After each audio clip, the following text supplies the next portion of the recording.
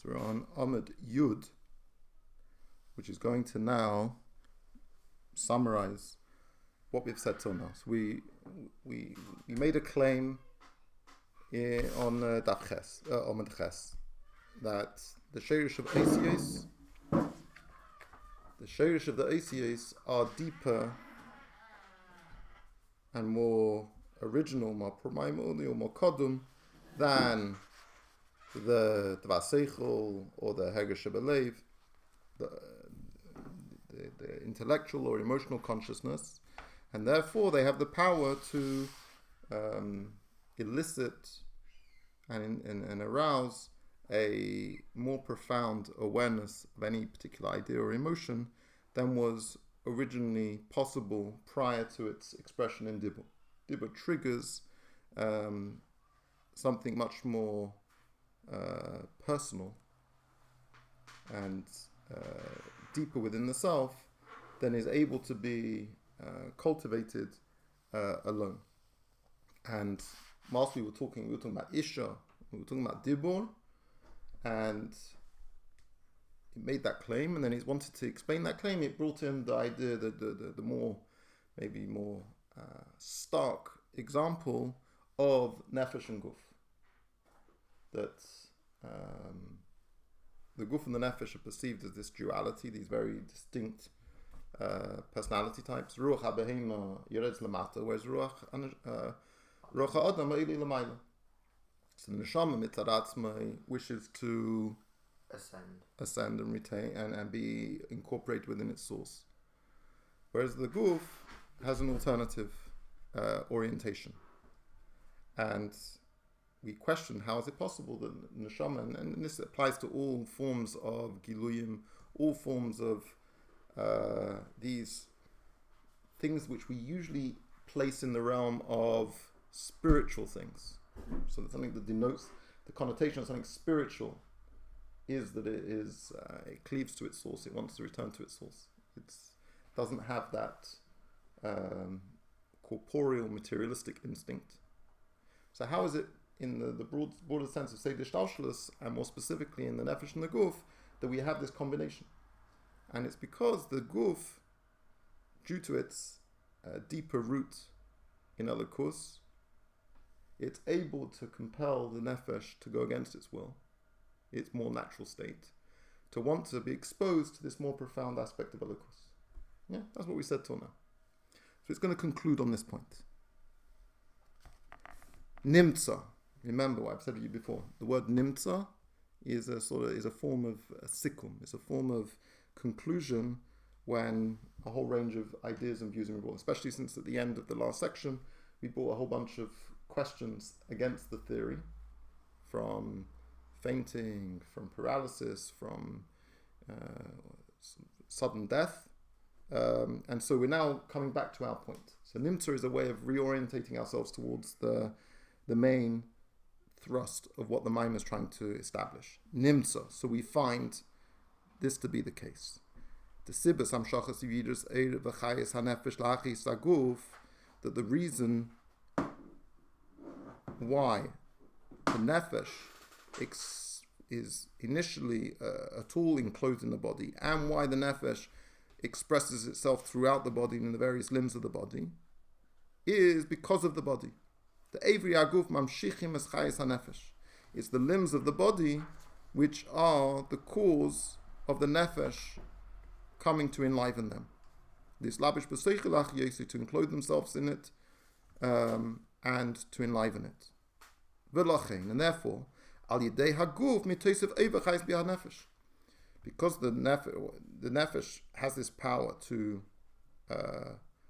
draw down and establish that the nefesh should be enclosed and enlivening the body therefore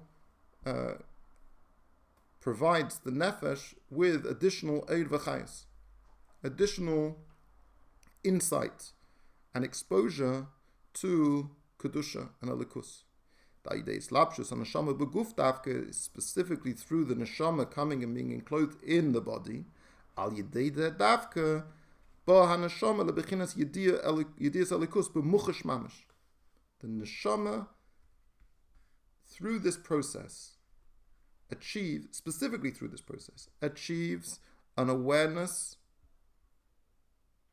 of Elikus, b'muchash mamash, in a very real sense, which the neshama had no awareness of prior to its becoming enclosed in the body. That before the neshama came into the body, it wasn't like it was clueless. It was a neshama. It was a chelek elikam mamash.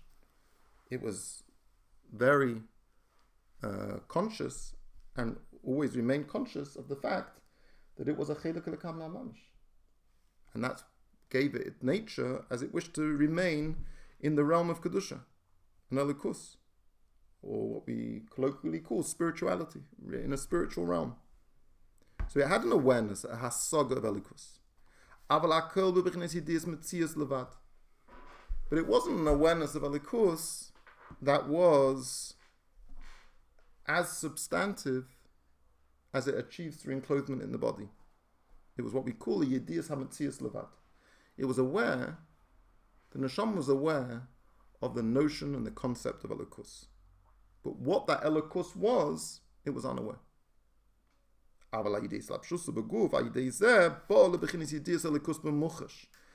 moves through the neshama coming into the body, it's able to achieve an altogether new and more profound awareness of godliness, what we call the ideas elikus b'muchash, and which we call shezel keinyan re'iyah b'elikus, the difference between re'iyah and shemiyah.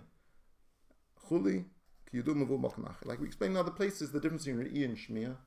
That shemiyah, when someone teaches you something about another thing, you know about its details, and you know what it isn't. Sometimes you learn ideas achiyuv, sometimes you learn ideas shlila. You learn things about things in a positive, what the thing is, or you learn a thing in a negative sense in what it isn't. And you'll construct in your mind a conceptualization of what that thing is.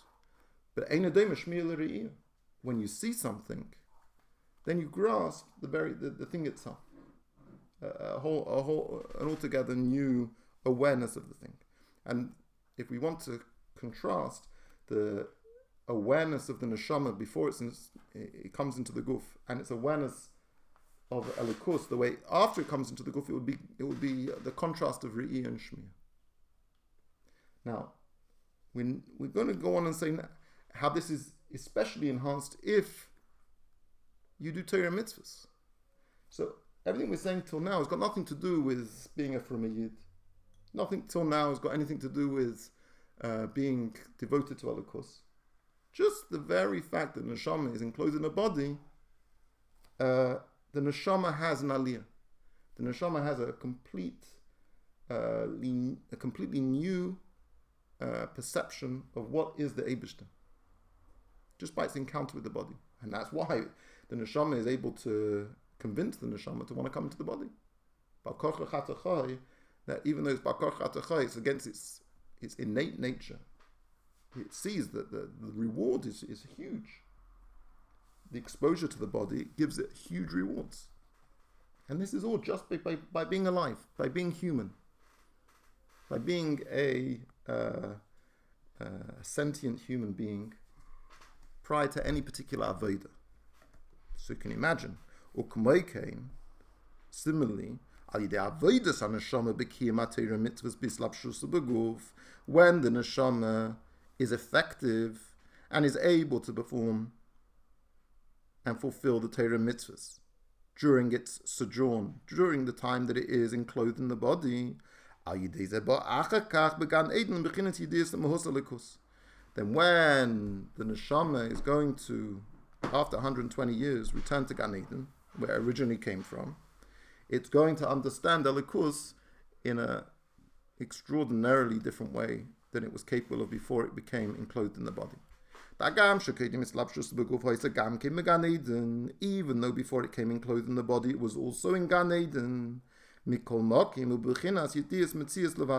Whilst it was then in Gan Eden, prior to its becoming enclosed in a body, it only had a comprehension and awareness of the existence of the Metzias of the fact that there was such a thing as Elikus.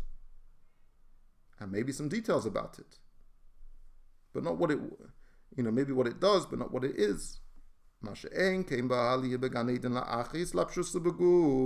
when it returns to Gan Eden, after its time 120 years in a body, if during that time the neshama was successful in performing Torah mitzvahs in that body, then when it comes back to Gan Eden, it has an altogether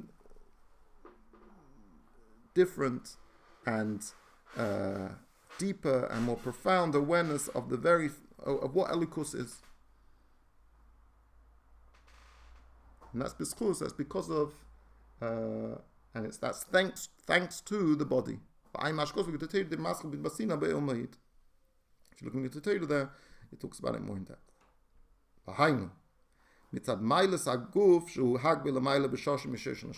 And this is all because of the quality of the body, the superior quality of the body, which is far superior and more deeply rooted than the neshama itself. And that's why when the neshama comes into the guf, it achieves, specifically through coming into the body, it's able to be enhanced so significantly because of this deeper root of the guf. Okay, so that is our summary of what we've said till now. Yeah.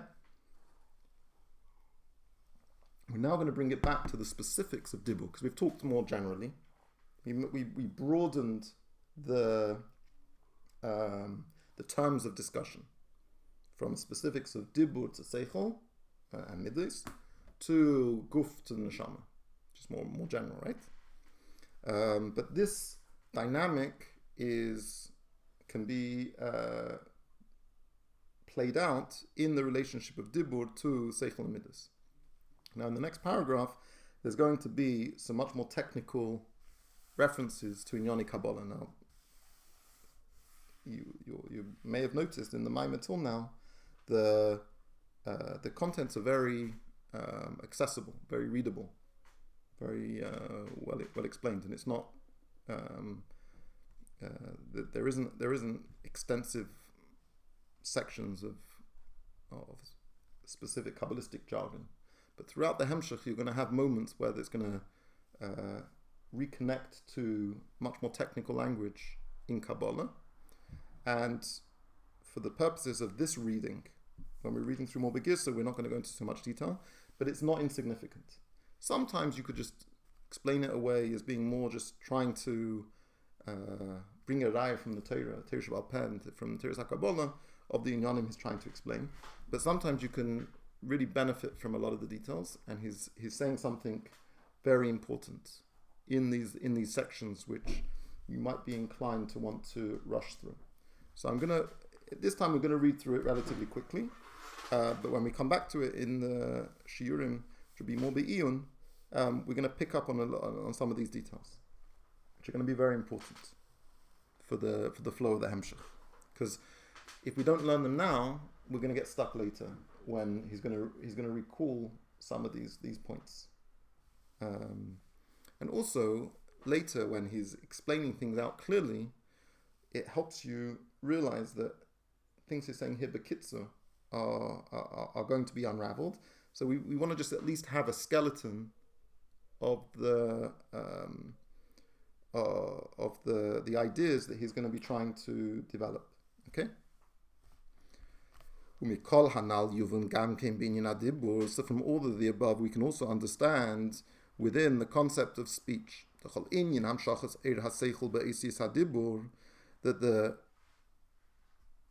the whole structure of speaking, of articulating into words ideas, it's the reason you speak is not because you have an idea. You have an idea because you speak. The reason why your neshama is in your guf, we said previously, was what? Was not because of the neshama. The neshama doesn't want to come into your guf.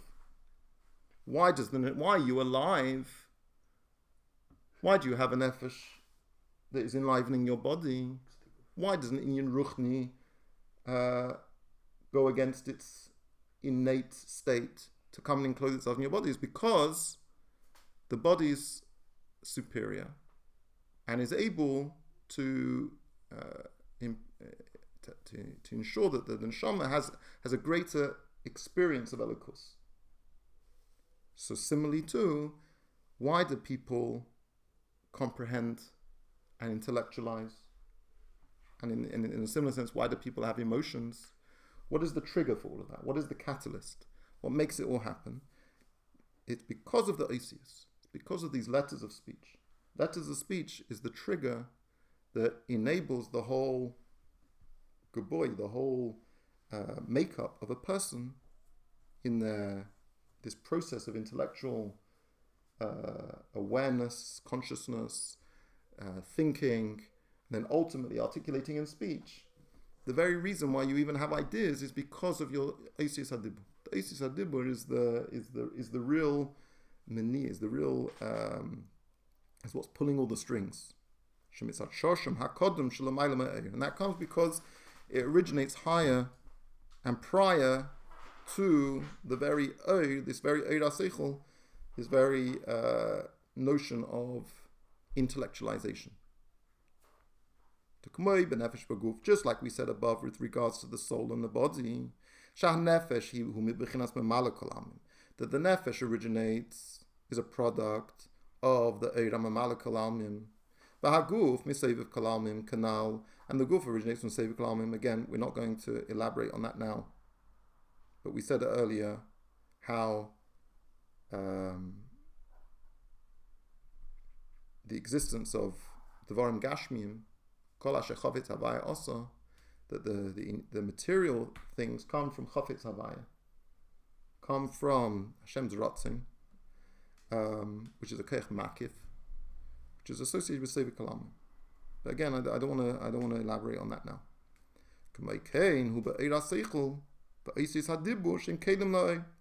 So the same thing is true when it comes to our analysis of an intellectual idea and the letters of speech. You have an Eir and a Keli. The Eir comes from Malak Kalamim and the Keli comes from Seviv Kalamim. Sha'Eir. What is this Eir? What is this intellect? Hu mibichinas Chachma. It's from the level of Chachma. Chachma is part of Seder Shtalshus. The Chachma Shebenefesh is part of the Malak Kalamim. Seder. Just like Chachma D'Atzilus is part of Seder Shtalshus. And it's Malak Kalamim. The Chachma Shebenefesh is comparable. Shu bichinas Eir v'gilu levad me'anefesh. You have a nefesh. The nefesh isn't chachma, but the nefesh has a koyach chachma, and this koyach chachma is a reflection of the nefesh. But gam koyach maskil hu b'chines hamshach me'anefesh. Even before you even get to chachma, chachma is already fully sort of. It's still a flash of or a kernel of an idea, but it's an idea already. You can already call it seichel. It's not developed yet. It's not in bina yet. But if you want to go even earlier, koyach hamaskil shebenefesh, this ability to develop ideas. The ability to develop ideas is already a hamshach me'anefesh, not the nefesh itself. The nefesh is not in any mode of expression. Once it becomes expressed, we don't call it nefesh anymore. We call it koyach hamaskil. It's a koyach of the nefesh. The nefesh is already in a state of hamshacha, state of expression. And this expression is specifically to generate ideas.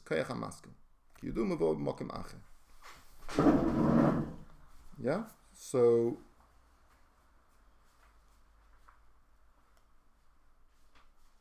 when a person is developing an intellectual idea, already that idea is a development from the nefesh. But the oisius, the letters, which a person is capable of generating, which then produce words and sentences and paragraphs and entire articulations of ideas, that originates prior to this whole development of the nefesh into an intellectual sphere. So it is the nefesh? It is the nefesh? The nefesh is full of Asius. It's the deepest thing in the nefesh. It's mushrish in etzem nefesh. Is it?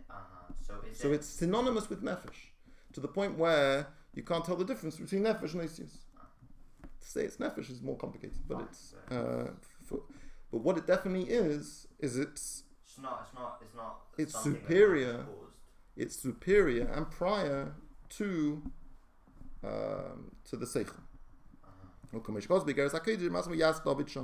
Just like it explains in Igeres HaKodesh, which we've learned just recently, in Igeres HaKodesh Hey, what does he say there? The Sheirish HaOsius hu mikadmes HaSeichel. So in Igeres HaKodesh he gives it a madrege. The madrege he gives it is kadmes HaSeichel. Now again, this is something we're going to examine quite in depth when we look at this more b'iyun. But he wants to figure out what are these madreges. What is kadmus haseichel? Kadmus haseichel is not koyach hamaska. He's already said it's higher than koyach hamaska. So what is kadmus haseichel? And that means it's not nefesh? It's definitely more than koyach hamaska. So in Igeres HaKodesh, it explains how the Asius are rooted deeper than the Seichel. So Seichel is Koyach HaMaskil. That already, even though it's not itself Seichel, it's the origin of Seichel. It's the Koyach which generates Seichel. And there's a Madrega which is even higher than that called Kadmus HaSeichel. Okay. And that is the Sheirish of Asius. We need to figure that out. So what are we doing Kadmus HaSeichel?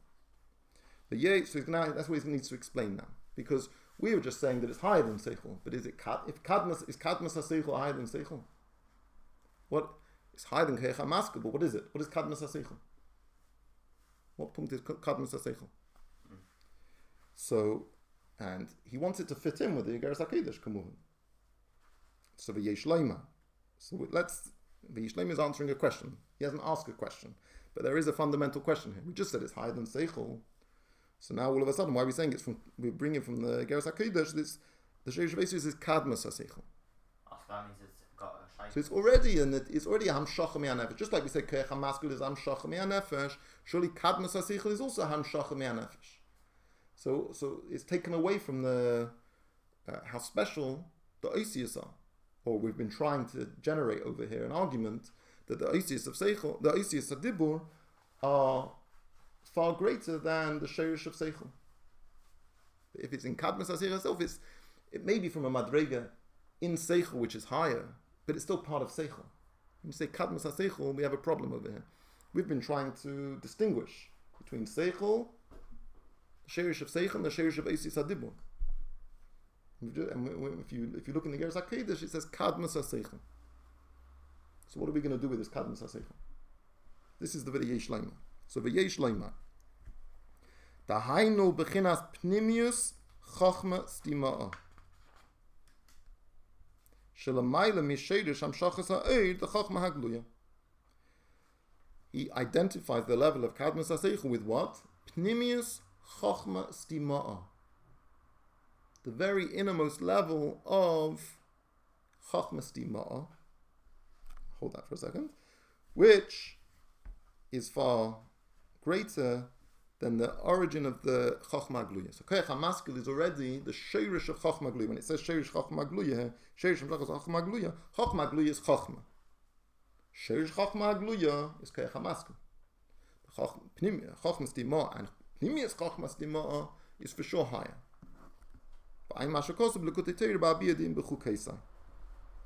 Now, hopefully you remember in the Maimon called Ma'arich Be'echod Tafrish Ein Ches, which is very useful in appreciating what we're talking about over here.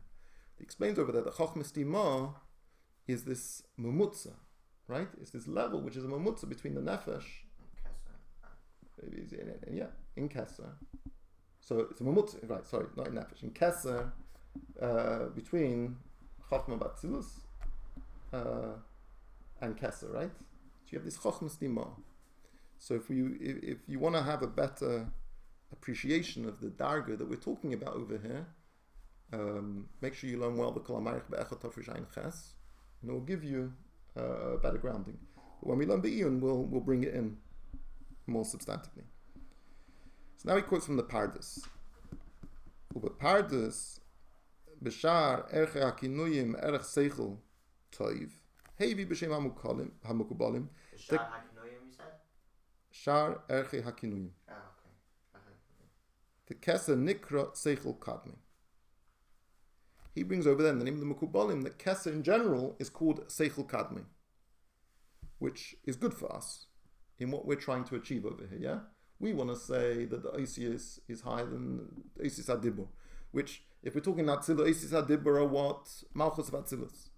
The Oisius of Malchus of Atzilus, which the Eibishter used, the Dibur of Malchus of Atzilus, the Eibishter used to create the world. Yeah? This is the framework we're talking in. So, we want to say that those Oisius are mushrish deeper than the Seichel of Chachmat Atzilus. But here we have what it says in Tanya, in Geras HaKodesh, it's in Seichel Kadmi, the Lashon Seichel, Kadmas HaSeichel, which he said is the level of Pnimis Chachmas Dima. Now he brings from the Pardes, in the name of Mukubalim, that caused the entire Keser b'shem Seichel Kadmi. Seichel Kadmi was what? It's a name, it's a reference to Keser. Keser is called Seichel Kadmi. And Seichel Kadmi is what we call the Shirish of our Chachma? No, 1 second. Is Keichel Maskell Seichel Kadmi? No.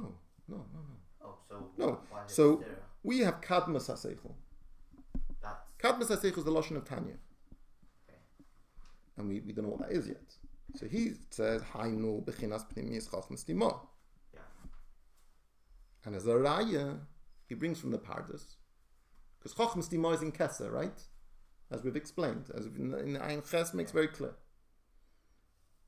To God, it's a very, it's not safe, it's not Chachma. Yeah. So,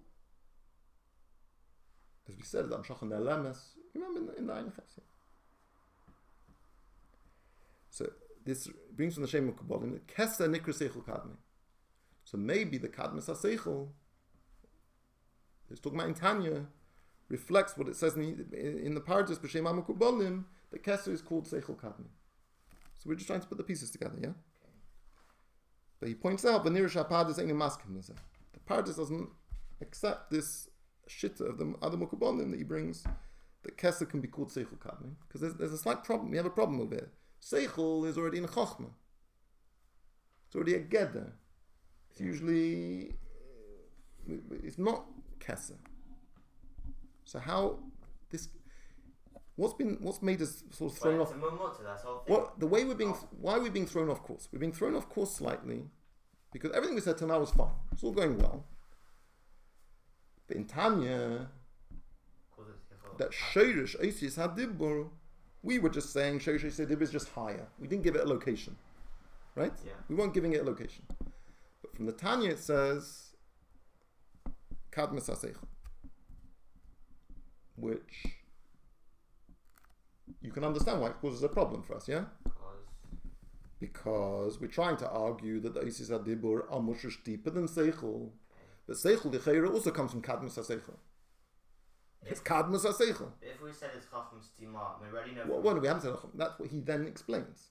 From the Tanya, Kadmas HaSeichel doesn't give us enough to push the Sheirish of Oisius HaDibur higher than the Oisius, higher than the Chacham, higher than the Dvar Seichel, higher than the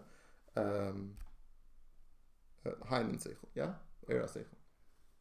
So this is what we're trying to navigate through. So what does Kadmas HaSeichel mean? Kadmas HaSeichel means Primus Chachmas Dima, which is already in Keser. And we have from the Pardes, we call it Kadmas Seichel, whole Keser calls Seichel Kadmas. So it's the term Chachma, Chachmas Dima, and the term Seichel in Kadmas HaSeichel or Seichel Kadmi is not Mamish Seichel. So it sufficiently pushes it into a superior darga. Yeah? And what question is that answering? So for the Yesh Lema over here is we're still struggling because the Pardes himself doesn't agree with this. So what do we do with the Pardes? So Pardes, if you're going to say Seichel Kadmon means Keser, then we're okay. But the Pardes doesn't agree with it. So what are we going to do with that? So is his answer now going to be an answer to the Pardes' problem? Yeah. We're gonna try and resolve the issue in the Pardes so it fits into it. We're not concerned so much with the Pardes. We're concerned with our argument here. Chassidus is not a beer of Kabbalah. So the Rebbe Rashab said Kabbalah is a beer in Chassidus. So we're bringing these inyanim. First of all, it's as a mocking Torah. Just like when we see the psukim of Malchus, Chenis, and Shefris, it says, why do we see the psukim in order on Rosh Hashanah in order to bring a raya from the Torah? So Chassidus constantly brings a raya from the Torah Shebal Peh, which is the Kabbalah, but partly because we need it to make the Indian. Yeah, but the Indian is the Indian. The Indian we've explained. Yeah, and now we're just going to go. The Indian we explained. We're going to say because someone might come along and say, but this stimmt nicht. You can even look in the Tanya and say, what are you saying that the Isis Adibur and Mushrish deeper than the Seichel? He says that what did the Isis Adibur come from? They come from Kadmas HaSeichel. So both of them come from it. If you read the Ageres HaKodesh without learning Ranat, your Lav Dafka will come to the conclusion that he's making over here. You won't necessarily come to the conclusion. You'd say that it's equal to it, so therefore it can have the impact. But it's just as impactful. It lifts up Dibur to quite a profound madriga, but it doesn't do what it's doing over here. So this is what he's trying to explain. So v'yesh leima masha kesa nikra seichel kadmon. This that Keser is referred to as Seichel Kadmon in the name of the Mukubalim, which the Pardes brings. Hainu b'chinas pnimius HaKeser, b'chinas Atik. This is the darga of pnimius of Atik, pnimius HaKeser. We're going further now. Okay. We're saying that Keser, you might think, oh, it's Keser. So you might think, oh, it's pnimius HaKeser, Arich. No. Because we're trying to establish the Sheirish of Eisis HaDibur to be in the very highest place. So when it says when they say Seichel Kadmon is Keser, it means Pnimis HaKeser. Atik, Uki Yudua, the Chitzonis HaKeser hu b'chinas Ratzein, u Pnimis HaKeser b'chinas Einik. Generally, we distinguish between the two. In Keser, we distinguish it as having a level of Pnimis and a level of Chitzonis, an inner and outer level. And that is usually divided as a division between Ratzin and Tainug. The Chitzonis HaKeser is the Ratzin of Hashem, and Pnimis HaKeser is the Einig of Hashem, the Tainug of Hashem. And as we know, the Tainug yesh lo shaychus la'chachma. The term Chachma is associated with the term Tainug. How? Uki yudua beis hapirushim b'ta'am. His raya is from the double meaning of the word ta'am. Ta'am can mean meaning or reasoning, and ta'am can mean taste. Taste is in pleasure, yeah. Taste, the taste of something, the enjoyment of something. So lashon ta'am v'seichel. On the one hand, ta'am can mean reason and understanding. Yeah.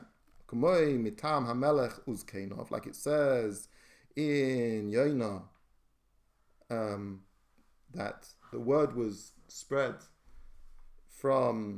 based on the counsel, the reasoning of the king and his elders, even though the pasuk there doesn't say elders, it says gedoylov. So we have a slight variation of the actual pasuk in Yonah. Ulashain tam ba'inuk, and it can also mean taste and pleasure. Like you're saying, tell him, taste and you will see. So the notions of Tainug and the notions of Seichel are associated. That's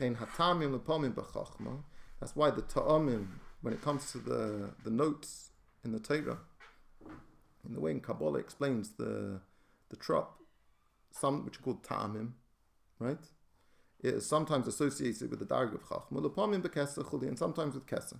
Again, not something we're going to go into. So when we say that this darga, the sheirish eisis hadibu, is kadmas ha-seichel, or what the other Mukabbalim refer to it as seichel kadmein, chenikr b'chinazu seichel kadmein. Because obviously it has an impact on seichel, as we've been describing. That through speech, you somehow transform the seichel, that it's much more profound, much more deep, much more expansive, much more articulate. So the darga of pnimis hakesa atik, it's appropriate to call it seichel kadmein, because there is this association between seichel and tainug. But it's definitely a madrega which is prior and superior to the sheirish of seichel. Doesn't mean seichel in the ordinary sense. It means the seichel is associated with pnimis hakesa. So it's a sort of a borrowed term. So he goes even further than more than now, even more than Chachma. Previously, his original Yesh Laima was B'chinas Pnimis Chachma Stima. But the second Yesh Laima goes further and says it's Pnimis HaKesa, Atik. Chachma Stima is not Pnimis HaKesa. Chachma Stima, as we know from the Ein Ches, is a Mamutza between Kesa and Madregas HaChachma. Or at least a Mamutza between Kesa and Keich HaMask and the Sheirish of Chachma. But here we're saying it's even higher than that. It's in Pnimis HaKesa, it's in Atik. And that is the Sheirish of Asius. So don't... You said that Seichel was in Pnimis Atik? No. It's saying the Darga of Pnimis Atik we call Seichel Kadmei. But that Seichel Kadmei is not a reference to Chachma. It's not Seichel. It's a reference to how Pnimius Atik has an association with notions of Chachma. And it doesn't undermine what we're saying, it improves what we're saying. Because we've always said, it's not that the Sheirish of the Eisis Adibur is so, it comes from such a Sheirish Kodem, that it's Mubdul and Mufresh. It's completely disassociated with any notions of Chachma. No, our argument is that when you say things over in speech, the ideas then become much more expanded, have a far greater expansiveness to them than was prior. So there's obviously a relationship there. And that's because of its Sheirish Kodem. Whereas that Sheirish Kodem, so when we're talking about the Eisis Adibur, which is in Malchus Vatzilus, the Sheirish Kodem of Eisis Malchus and Sheirish Adibur, in the Eisis of Malchus is in what we call, in Tanya called Kadmas HaSeichel, the Mekubalim called Seichel Kadmein, which we originally posited to mean Chachma Stima, but now we're going further and saying it's Pnimius Atik. Pnimis HaKesa, no? Pnimius HaKesa, Pnimius Atik, but in Atik, Pnimius Atik. So Lashon, no, Pnimius Atik. Pnimius HaKesa, B'chinas Atik. All right. Good enough.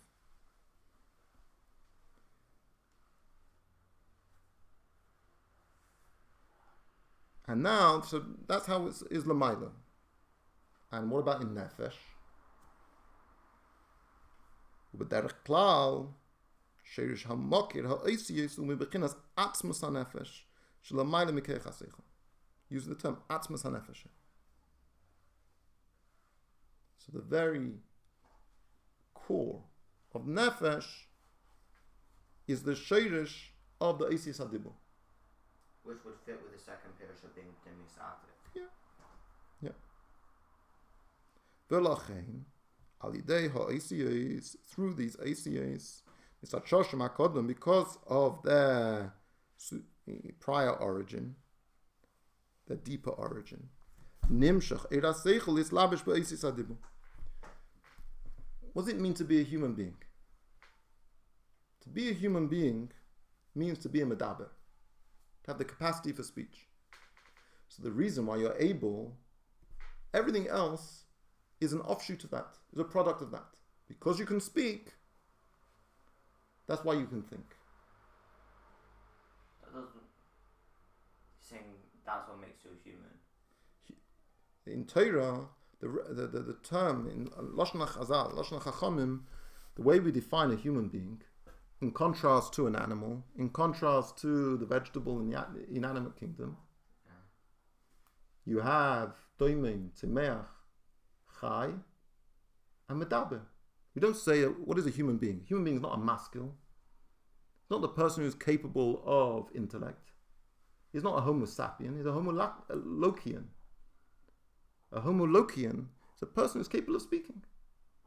That is how Torah... And what's the difference from animals that can't speak? Animals can't speak. They can't speak about speaking. Have you ever been an animal? Animals don't discuss syntax of their sentences. Do you understand that? Right. They've never published anything in any journal about the way that they speak. Right? We are able to speak about the way we speak. I'll trust you on that one. Good. So, to be human is to be able to speak. And here is just spelling this out. What does that mean? It goes further. In order to think, in order to comprehend, to have comprehension, is because you can speak. If you want to go back to what is a human at their essence, is a person who has speech. Now, before a person speaks, they still have the capacity for speech. The sheirish of Osis HaDibur exists prior to speaking, yeah? You haven't spoken anything yet. But it doesn't mean you're not a medaber. Infant. No. Just an adult now. Take an adult. An adult has the capacity for speech. They have spoken in the past, let's say. Make it simpler. We'll talk about children in a different time. They are a medaber. Yeah, they're a person that can speak. Because they're a person that can speak, that means they're also a person who can conceptualize ideas. Atmius HaNefesh is what? The capacity to speak. Sheirish Osis HaDibur. And from there, much later, a later Sheirish, not so mushrish in Etzem, is the person evolves with and thinks ideas. So when a person develops an idea in their head, they haven't spoken anything, they haven't thought about it, they haven't spoken about it yet. It just came to the idea and immediately they think about it. Because machshava is, Meshitetes Tomid, as we said earlier, the machshava is connected to the nefesh in such a deep way that whatever a person is conceptualizing in their intellectual consciousness will be processed in their levush hamachshava. So they're thinking about it. The very fact that you can think about anything is because you can speak.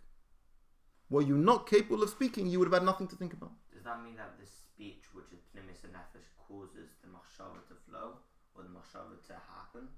Yes, everything. The development of an idea, the revelation of an idea in the self, which you then think about, was caused by the fact that you can speak. Okay. In potentia, because it wants to speak. The nefesh wants to speak. So if it wants to speak, it doesn't want to speak gibberish. It wants to speak things that make sense. So it triggers an idea.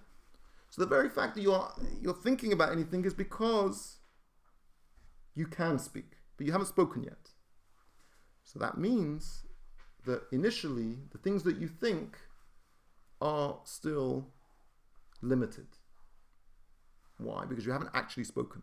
It's the sheirish of dibur. But the real power in dibur is when you actually speak, is in the material of dibur, the breath and the construction of the letters with your mouth, the physicality of those letters, which is the real, which reveals the sheirish in a deeper way. It's not through Seder Shtalsh, it's not through this sort of like limited sense, Gilu Mi'an Nefesh, as we described earlier, but it unlocks the Sheirish Osis HaDibur. When you act, Sheirish Osis HaDibur are there only in potentia. When it comes out with Poyel, and you actually speak, then it's transformed. as he's going to explain now. However, when a person initially develops an idea which is going to ultimately become expressed through the letters of speech, even though that is because of the Isis, only because you are a Medaber that you're able to think in the first place. They are what cause the expression of this intellectual concept in itself, this Eira Seichel. Nevertheless, before you actually articulate the idea in actual words, letters and words, meaning before you've spoken, the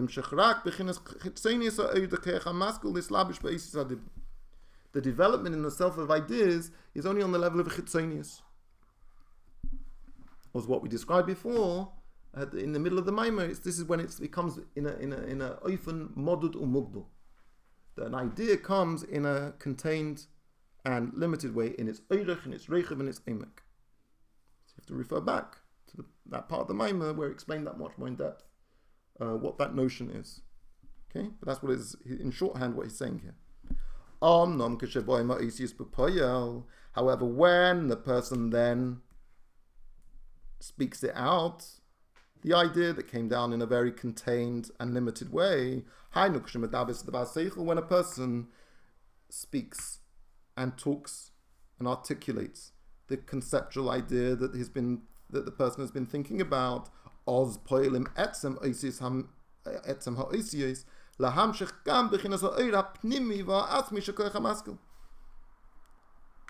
then that human speech is able to trigger a transformative process whereby the very depth of the idea is able to be revealed. And once you have the depth of the idea, you have the oimek, you can also have the oirich and the reichav, like we explained before. Yeah? So all the things that was played out earlier, he's saying here, but we've got much more substance to work with it. Beforehand, it was before he revealed why that was the case. So now he's replaying it with the added knowledge that we have now.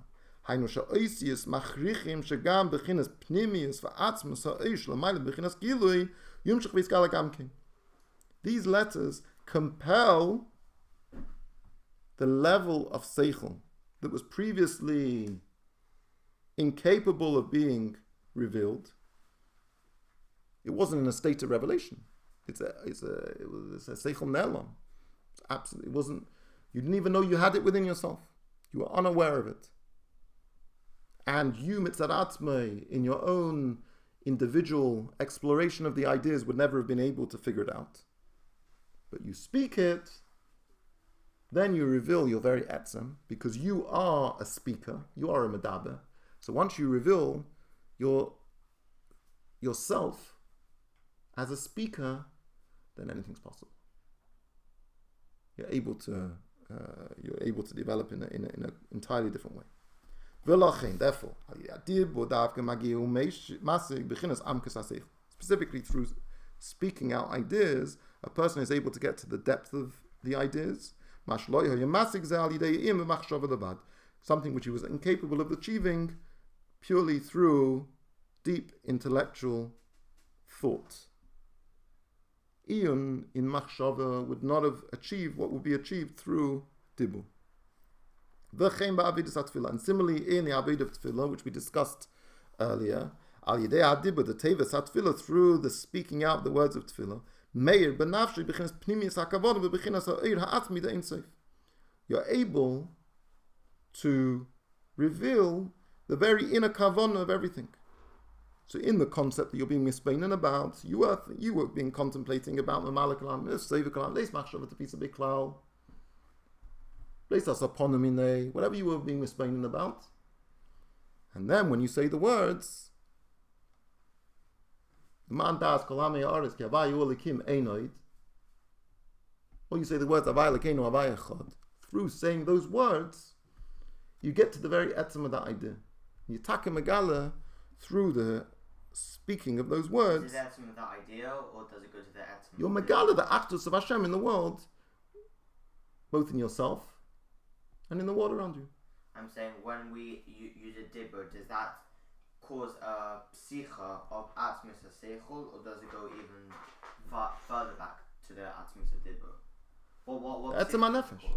So the etzem nefesh, so the shirish of dibur, and from the etzem nefesh, it brings an, so to speak, it's just to le'ila back to mashava to give a bigger, to have a wider mashava. The nasa hispilus benafshay, a person will get extremely aroused and excited, l'mayla mi'aseicha v'hisponus akidemis, than was achieved purely through the hisponnus that the person did before davening. Ahainu mishum desheirish eisius u'lamayla gam misheish amidus u'kameshis boy, because similar to the way that the sheirish of eisius adibul are deeper than intellectual consciousness, they're also deeper than emotional consciousness. Now, the brackets here is going to resolve a potential problem. What we said earlier was Koil is Ma'ira HaKavana. Now, Koil is not Asius. Koil is just sound, right? Voice, not Asius. We're pushing the idea that Asius had Dibur and Mushrish and Atzmis HaNefesh. But we said earlier that the main impact is through the Koil. So it's going to explain. This that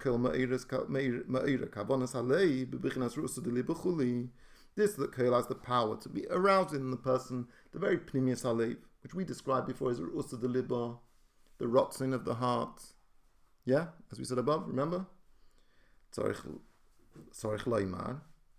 We must say that Hainu Mishum de Zo Ba'atika Achid V'Talia Chudik Yuduo, that we say in the Zayed that Zo, the Darga of Zo, which is the Darga of Midlis, is Ba'atika Achid V'Talia, is both Meyuchad with the level of Atik and Talia, and it depends on it.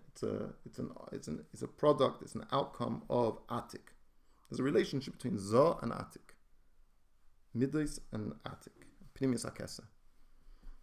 Mikol Makeim. So, Atik is referred to first to the ACAs. And the Zo, you're saying that the Zo, which is Midis, the Spilus, comes directly through the ACAs. Right. So what would you say again? Zo is Achid V'Talia in Atik. Achid V'Talia means? One independent. Okay. So Mikomak, nevertheless, Ha'ikadavke Kshebo HaKoil B'Dibur Shu B'chinas Chayme Gufa Oisis Chulikana. So we're going to explain this later, specifically in the next Maimah, that when we talk about Oisius, we're not talking about Oisius in their abstraction, the notion of language, as a concept. We're not abstracting it. We actually, when we talk about Oisius HaDibur, we mean the physical sound, the Chayma HaOisius, the physicality of the letters. So the Koil is a significant component of that. So when we say Koil Ma'ira Kavonas Halev, we don't mean the Koil just like, giving a geshrei. We mean a Koil which is formatted and formed into letters that has this impact. Because even though you could say the emotions themselves, the Kavonas Halev is Ba'atika Achid V'Talia, right? We're talking before about Ru'usa de Liba, the rotzin of the heart, which is connected to Atik. Yeah? So it seems like even though there seems to be because this is the argument about how middays have a sheirish kodem before seichel. This is the argument that middays are themselves mushrish deeper than seichel. But nevertheless, it's specifically when Koil comes into Dibur. So Koil, when we talk about Koil, we're not talking about an emotional excitement. We're talking, which would then sort of bypass the whole notion of Isis Adibur. We're talking about Koil, we're talking about how the way Koil comes down in the physicality of Koil, not the concept of Koil as a sort of an emotional response. So this little bracket, which again, in my notes here, I have to look in the next mimer. The next mimer is going to go back to this because we don't need to spend too much time on this. What caused you first? Is Zon more dependent on Seichel or Isius? Zon? You mean Zon? Midas? What do you mean? Midas. Midas, we usually talk about Midas coming from Seichel, right? Yeah. That's if you learn Tanya, you'd think that Midas come from Seichel. Midas don't come from Seichel. The revelation of Midas comes from Seichel. The Seder Ishtalshlus is that Midas come in a process from Seichel, but they're not mushrish in Seichel. They have their own sheish. Seichel facilitates the development of feelings, but it's not the sheish of it. So is it Kol or Dibur that causes Seichel, for example? Or is The whole thing we explained earlier in the Maimah is that there's Dibur and there's Dibur in a manner which is with a chayas. Kol ma'ira kavona b'Rosh Hashanah Yom Kippur, when you're allowed to daven Shemina Esrei b'Kol, is because it's an intensified form of Dibur. But what's intensified?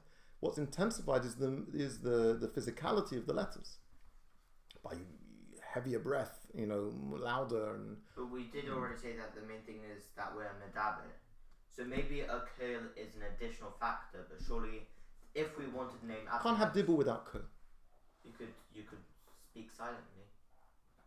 That's not speech. I don't know how do you speak silently. It's not speaking. And if you whispered, and you still can Whisper, there's still Kol. It's a quiet Kol. So they can only come together anyway. Hevel Alev. Kol. They only come together anyway then. Yeah, but you might think that the Kol, there's a difference between singing and nigun. You sing a nigun, you're not using Asius. Okay. You've got Kol, but you don't have Asius. So Dibur is dependent on Kol, and Kol is not dependent on Dibur. No, but for Kol to have the impact that it's going to have, Kol Ma'ira Kavana has to be as dafka a Kol, Kashabor Kol B'Dibur, because that materializes the letters even more. And the key component of letters that makes them so significant is because what? Because they're Magushim. So your body is physical, right? But what part of your body do you have that you can make physicality? You can produce geshem, you can produce chayma. So one is through having children, and one is through speaking. So those are our two main mashalim, right? And they're associated with each other. So let's just finish the Maimah. It's going to bring it back to the notion of Isha and Bini Yisei Nitna B'Isha. And it's going to, but again, it's going to be very, it's not going to be very elaborate, because most of the ideas that are discussed over here are going to be more fully explained in the next Maimah.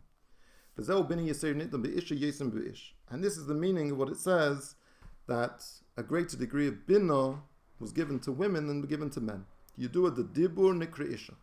So when we say Isha in this statement, we mean also Dibur. Because Dibur and Isha are synonymous. Because why? Because they're the same notion of a Makabel. What is their common denominators? They're both Makablim. They're both a Kais. They have the quality of being a Kais. Amid Beis with Av Gimel Amid Aleph Al Pasuk Iti Milvonin Kala. So in the Zayah over there, talking about the Shiashirim, that my Kala came with me from Levonin, is and explains there in the Zayah the association between Levonin and Dibur and Kala, etc. But Nitna Bina Yesera B'Dibur Yosem B'Chinas Seichel Midas. So the level of Bina is found to a greater degree in Dibur than it is found in Seichel Midas. And Seichel is Bina. Okay, so what is this Bina? So Bina is not the chelak of Seichel through Bina. Bina is a concept. What is Bina?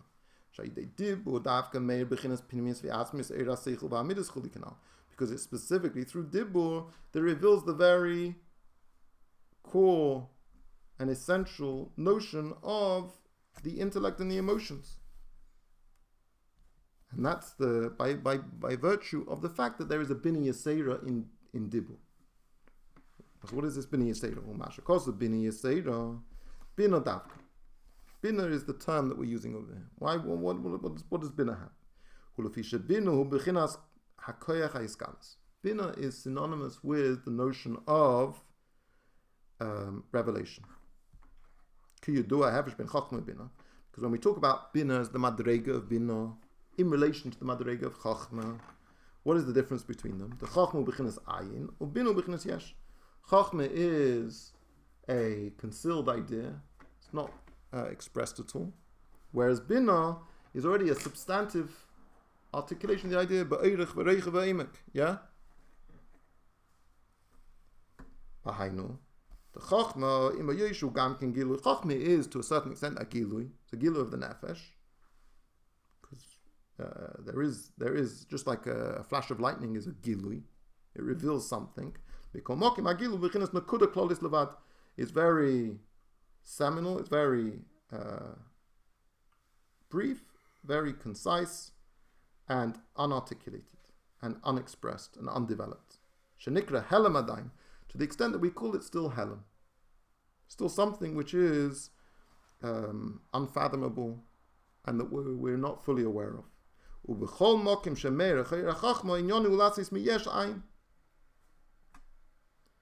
And when there is a prominence of the level of chachma, what it does is it overwhelms everything else. If a person is in a state of chachma, it produces bittul. Chachma, when you get an idea in its most pristine and most seminal state, it causes a bittul akeches. Wasn't that the first time Rosh Hashanah talked that the Rav stops teaching the Talmud to think about ideas, so that could be a Megalav idea. So from here we learn that he's got Bina explaining, and because he has no idea, he can't think about the Bina. It just overpowers it. So here too, the ayin has to be the timtum, right? Because wherever it is, wherever there's this chachma, everything else will become unavailable, and all the other keiches are unavailable to him. Chachma causes that everything, when you've got the very core of the idea, nothing else is relevant. It overwhelms everything, and there won't be a person who's not in a state where they're capable of when they're in a state of when there's a gilui chachma in the self, they can't sort of all of a sudden try and unpack it or anything. They have to put that to a side. It can't be dominant. Whilst it's dominant, there isn't the capacity to conceptualize things clearly. So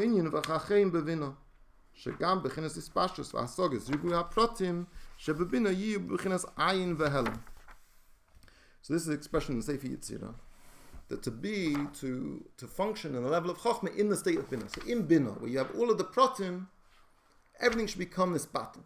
Everything should become overwhelmed with Chochmah. That's like a one way of doing things. Sometimes you can see this a lot of times in a Sikha the Rebbe, where he's got all of the arguments and everything's going on, and it's going on, and then the Rebbe says one thing, and everything, there's no details anymore. Everything's clear, but you lose all of the details. Now become insignificant. There was never a question. It's as if there was never a question. There was no answer. You don't have the capacity to think about it in all of its complexity that you previously had, because the Rebbe with one move has completely acted in a way of being the vatal, the yeshus, the metzias of the arguments that you were engaged with. The ikar gilui, so Chochmah is associated with this idea of bittul and helam, ayin. Ikar gilui bebina, whereas in order for an idea to be expressed and achieve expression is in bina. That you fully chop up the idea In its chalkas, you develop it. And it has eirich, it has reichel, it has oimek, it has dimensions. V'zo inyan havein b'chachma. That you should have bina in chachma. So there's two modes of intellectual comprehension. It could be a chachem b'bina or a havein b'chachma. Shkeich habina poil hagilui gam b'nekudas hachachma shi l'mayla megilui. Keich hachachma hu liyos b'chinas ayin v'helem davka. So this Keich habina is able to unwrap and expand and reveal all of the components of chachma, whereas chachma is in a state of concealment and restraint and hiddenness. Not to be revealed at all. So in a keich habina peil b'nekudas hachachma hepech tiva. So what does bina do?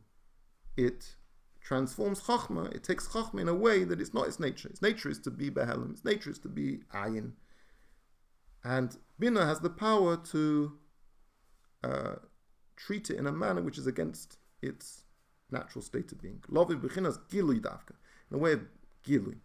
So when we talk about bina yisayir nitna be'isha, that dibur and isha have a greater degree of bina, we don't mean necessarily or specifically, although we will talk about bina, the darga of bina, the way it is in Malchus,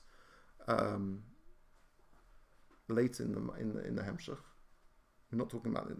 Here it wants to talk about bina in a more conceptual form. That what if you look at bina in its darga, in its madrega, or in its relationship with chachma, what quality does it have? It has the koyach of gilu. And that is what we mean when we say bina yisayir nitna be'isha. So gamkin inyan bina yisayir nitna be'isha b'chinas dibu sheish b'zeh koyach ha-bina b'yoseh. It has this bina quality to a greater extent. And what is that?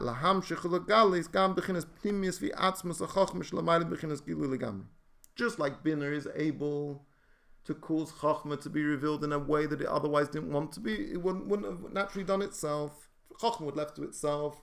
It would only be in a state of nekuda, of helem, of ayin, and bina has the power to reveal it. That is the quality that we just described in dibur. The dibur has this power to reveal a far deeper darga in chachma than chachma itself is in a state capable of revealing. That wouldn't have otherwise been revealed by itself. This all is achieved through speech specifically, and that is the notion of the additional bina that you have in dibur. But we're not talking about darga of bina at the moment. We're talking about the concept of bina, the koyach to be megala, which would otherwise been concealed.